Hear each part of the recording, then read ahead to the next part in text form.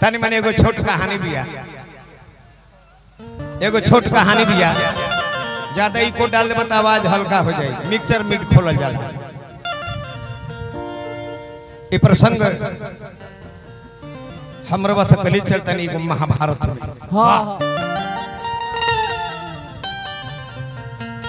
महाभारत में वो जगह से कथा हम सुनावता नहीं, जो कुछ इहो के भेटाई कुछ हमरो भेटाई। बीतल लड़ाई भिड़ाई के 9 दिन,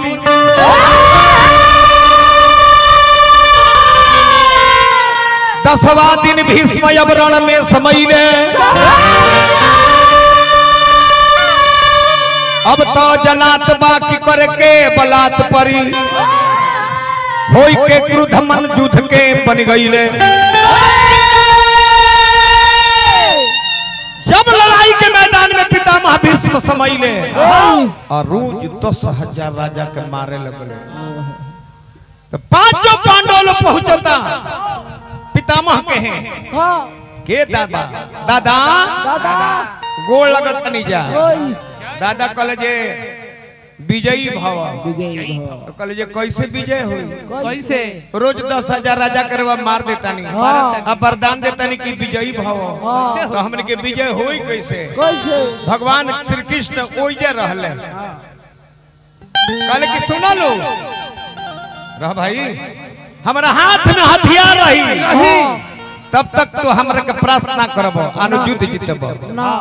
जब हम हथियार अपन फेंक दे मैदान में ना रहो, तब तो युद्ध में हमरा से विजयी हो जीबो। तारा दल में एगो मौग बा, के बा मौग। अब मौग और मेहरारू के हम क्रिया खैले हैं कि हमरा सामने खड़ा हो जाए सन तो हम हथियार चलाए बोलाई बिना जा ले। भगवान कृष्ण से पूछल कि ऐसन ऐसन बात कहले हैं, कर माने का बा? मौगा के हो? कहले जो हम चिन्हता नहीं आवल। आज शिखंडी के ले ललो रथ पर, ओ दल के वह सबसे बरियार मौग बा। बाकी तनी लीला लो। अरे दादा मरई है, अरे कैसे दादा मरई है, कैसे दादा मरई है। अरे सुना ये कन्हई कैसे दादा, सुना ये कन्हई कैसे दादा मरई है। तब तोरा दल में बाटे को मौग मारा दानवा, तेरा दलवा में एगो मौग बा, एकर नाम है शिखंडी। हां तोरा दल में बाटे को मौग मारा दानवा, तोरा दल में बाटे को मौग मारा दानवा। तारा दल में बाटे को मौग मारा दानवा, जब दादा के सोझाई जई है। सुनै कन्हई सुनै हमर भाई असही दादा मरई है, असही दादा मरई है।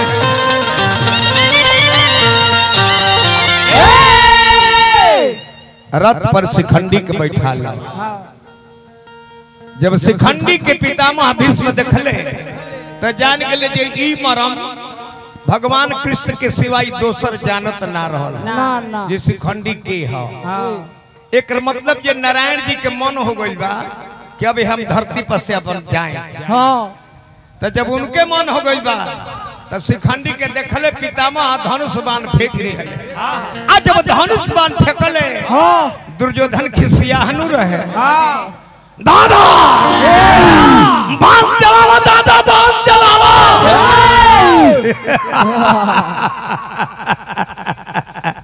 हम मौग पर और मेहरारू पर बाण चलाने वाले नहीं हैं। नहीं काहे?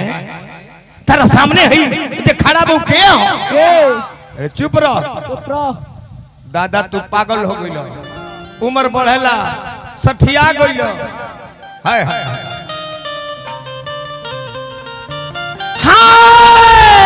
राम अरे होय के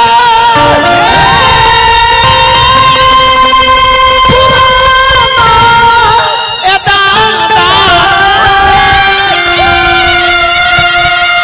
अरे तू तो भइलो दीवाना, पागल खाना में चलो। तू पागल हो गइलो। हिंदू में मुस्लिम के पुरानिया में अंतर का होला? हिंदू के पुरानिया जब पुरान हो जाई तो बैठ के दुकान पर गाड़ी देवे लगी। हाँ, मुस्लिम के पुरानिया जब पुरान हो जाला तो बकरी लेके चरा के अपन जीविका भी उपार्जन कर लेला, तोहरो के दूध पिए के दे। हाँ, तू पागल हो गई। खियारा मरदों के कहलो जनाना पागल,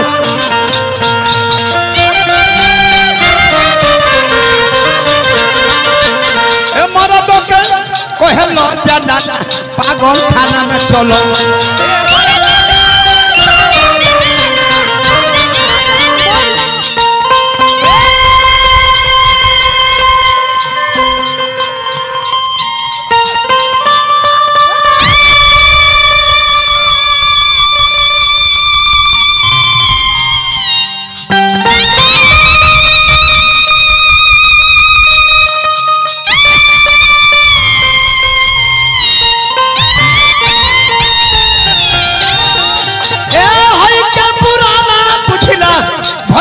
दीवाना पागल, खाना में चलो।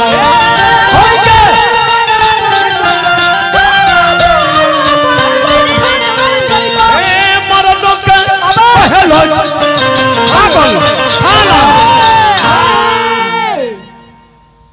बबुआ सावन में सियार जमले, सावन में सियार जमले, अब भादो में आइल बाढ़ तो कहले जी दादा ऐसा तो हम बढ़िया ना देख। बबुआ तोर जन्म में क दिन के अभी ते लड़का बाड़ी, हमारा से कुछ सीख, बढ़ बढ़ के मत बोलो दुर्योधन।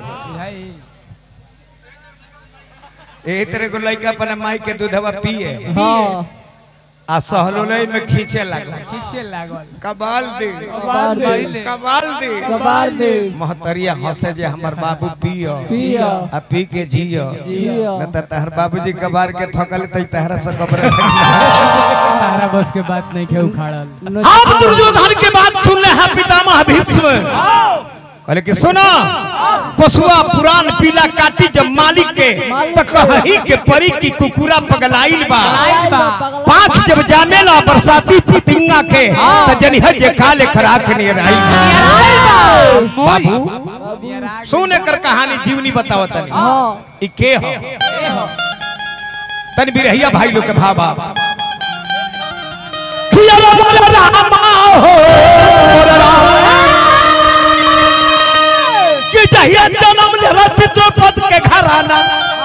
द्रौपद के घर में कर जन्म भइल, खजाना कुल जनाना करे, मेहरारू रहे मेहरारू लोई की, बाकी माई बाबू मेल जुल से असली बात छिपा लिहले। अब पंडित जी के घुस दे के कहले जे पंडित जी जाके राजा से कह दे कि रे घर में एगो बबुआ भइल बाड़ो, 12 बरस तक मुंह देखे के नहीं खे। पंडित जी जाके यह बतिया कह दिले। अब लड़की जब ये घर में अब लड़का बन के पोसा दिया, एने राजा हिरण्यवर्मा और राजा द्रौपद के मित्रता रहे। वो लोग के तय रहे जे हमारा घर में बेटा हुई तारा घर में बेटी, तब बियाह कर लेबे। चाहे तारा घर में बेटा हुई हमारा घर में बेटी, तो हमने के दूसरा के रिश्ता कायम कर लेबे। आ दोनों घर में लड़की हो गई, एक और लड़की भी बाकी लड़का बन के पोसाती है, आ दूसरो लड़की भी है। अब लड़की जानी जे चलो लिहा दूल्हा बन के कहाँ हिरण्यवर्मा के घर में द्रौपद राजा बारात लेके पहुंचल। चिन्हाइल को जब कोहबर में ढूके लागो, एगो दुआर पढ़े वाली प्रथा चलेला हमनी में, चलेला दुल्हन के सखी लो अपन दुआर रोके ला लो, कितना दुआर पढ़ब तो भीतरी जाए दे जा। कैसे कहता लो, कैसे मेहरवी गीत हो कि अरे कहाँ के तावा बाटे आ कहवा के चाकी है, कहाँ के तावा बाटे आ कहवा के चाकी है। आ सब तो भेटाइले रहे दुआर पढ़ी आ सब तो भेटाइले रहे, तू ही रहलू बाकी है। सब तो भेटाइले रहे, तू ही रहलू बाकी है। ए कहवा के तावा बाटे कहवा के चाकी है, कहवा के तावा बाटे कहवा के चाकी है। अब तो तो भेटाइले रहे इहे रहली बाकी है। हमारे प्रिंस बाबा हजारों हजार रुपए पुरस्कार देनी हमारा तरफ से बार बार प्रणाम हार्दिक हार्दिक अभिनंदन शुभकामना।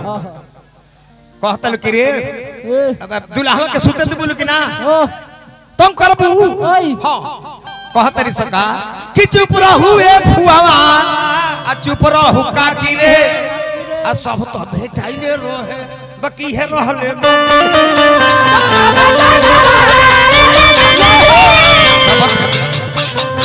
ये रहले ई गीत में हजे सब में ठेकौले रहे बाकी हम इतना उदंड ना बोलो सब तो भेटाइले रहे बाकी वो हजे सब में ठेकौले रहनी इहे रहली बाकी है। हेलो अब देखी दुल्हा चिन्हाइल कब जब घर के भीतर ही ढूकल आ दुल्हनिया चहल जितनी रंगरेली मना ले इनका संग। अब जहाँ एक 7 नंबर 63 बनी तो पहले भाषा जान जी मुंह में मुंह मिलू 7 नंबर 63 बनी तो 4 नंबर 36 बनी तब जान गए जी दादा आ जब छतिया पंगुरी मरल असी तो कर जितना गुलगुल रहे उतना गुलगुल ऊनु कहते कि हो मरद के छाती काड़ा होले आई हमरो से गुद करे कर छाती बा जाती अपना बाबूजी के आ कहतिया बाकी लई सुन ले फिल्म दादा में लई रहे अरे हमने मारा तुम पर साजन अरे है जो बनवा भरपूर बा इत महिमा राम के ये हमरा का कसूर बा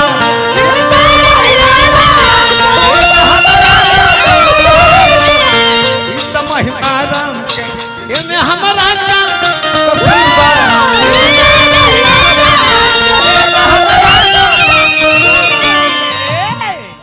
तेजे बाबूजी ए बाबूजी ई मरद ना हो मौगा के हो मौगा लड़की अपना बाप से कहते के ए बाबूजी ई मरद ना हो मौगा टोपी से बार तो पलेगा हाय हाय हाय सेठिया पर न बोले बलमा अरे हैरतिया में सरबत बन ए बाबूजी खोदलो पर नहीं ले डोले ई मौगा मर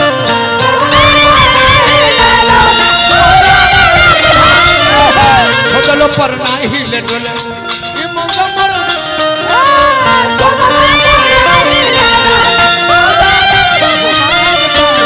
हम कहीं की हिनिया हम चाहे जो 63 बना ली तले 4 नंबर 36 बन जाता हम कहीं की हिनिया तो होने मुंह घुमावेला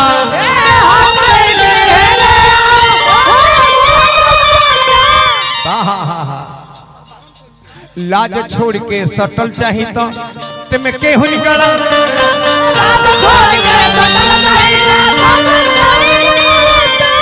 पेट में केहनी हम गड़ाई तू सटी है हम केहनी गड़ाई तू ही मत गड़ावा हाँ हाँ लाज छोड़ के सटल चाहिए तो एक होने होतो ना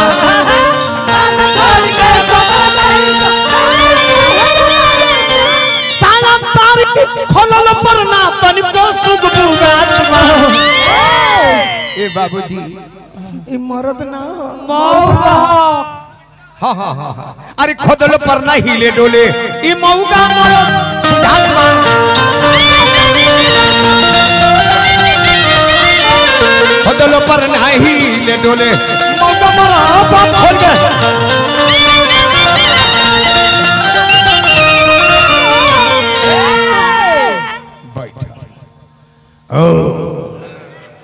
राजा द्रौपदी हमारे साथ इतना बड़ी गद्दारी किए मेरी पुत्री के साथ अपनी पुत्री के बारात लेकर चले आए सैनिकों किसी बात को यहाँ से भागने नहीं देना है बंद करके मारो।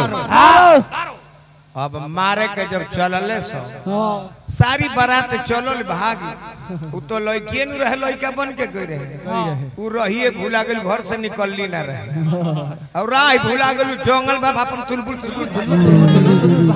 आ जंगल में भाग के चल गई।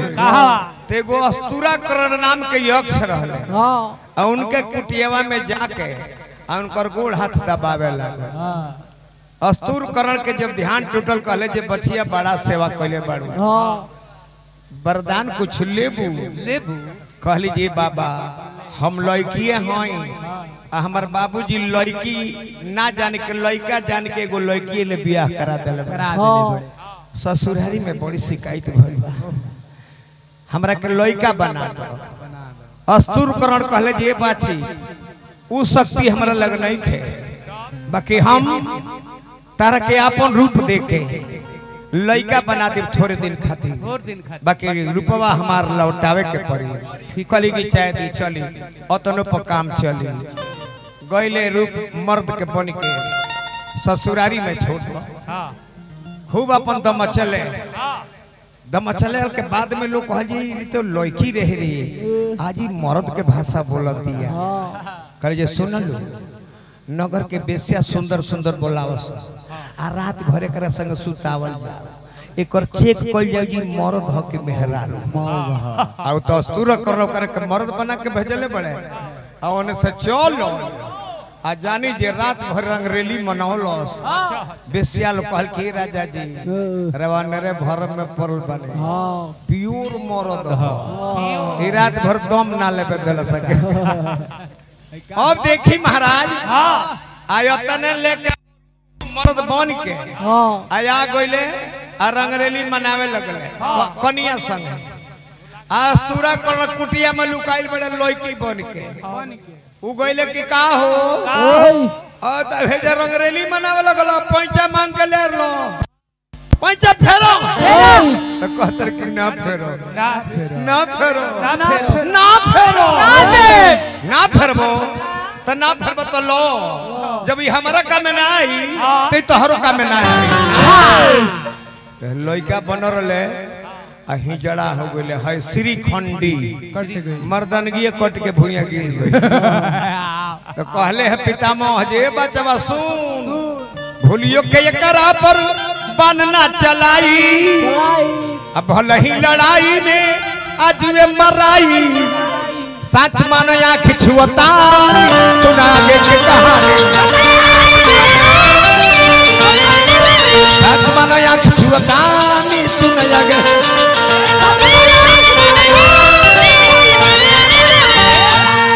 धनुष बाण फटक दिले, कहले भगवान कृष्ण के अर्जुन अब का देखले, समय आ गइल बा, काम करो। मार के उनका के बाण सैया पर लिटा देले।